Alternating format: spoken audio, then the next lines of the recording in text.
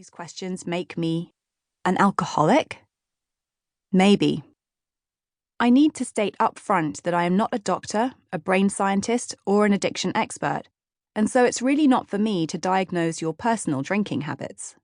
But whichever sorry Sunday or miserable Monday the questioning first began for me, it soon lit the touch paper on a radical re-evaluation of my relationship to booze. An experiment that has expanded up and out to touch every part of my life, and which has meant I've spent most of the past decade seeking answers to these questions and more. Doing so has completely changed the way I drink, and the way I think about drinking. Has shifted my entire perspective on the ways in which we drink, and the role alcohol plays in our relationships, our creativity, our happiness, and our society. As a result, I've also created a life for myself that is so exhilarating and rewarding. Sometimes it feels like coming close to what they call having it all. I have termed this questioning as getting sober curious.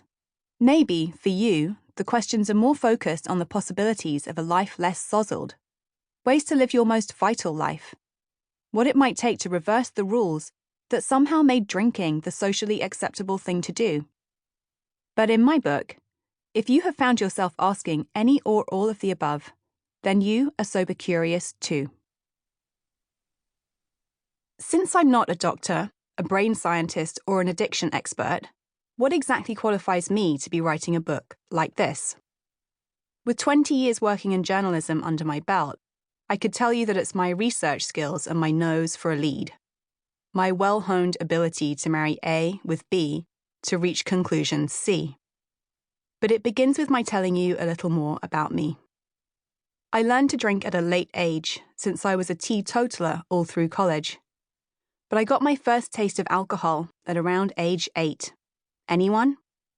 It's really not so shocking if your parents, like mine, were of the mind that a child's curiosity sometimes deserves a grown-up response. I have a vivid memory of swimming across my auntie's carpet, having sampled my first few sips of sherry.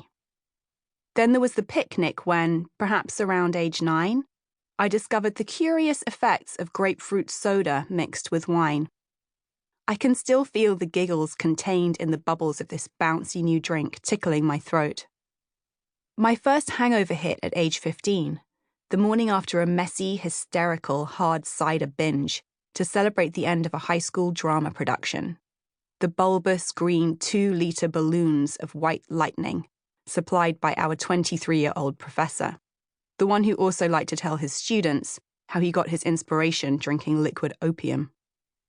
I vomited in the bathroom of my friend Bethia's mom the next day before traipsing, head thrumming, back to school, feeling edgy and exotic, like I'd stumbled into the plot of a Hollywood coming-of-age movie. My role? The quiet yet complicated one.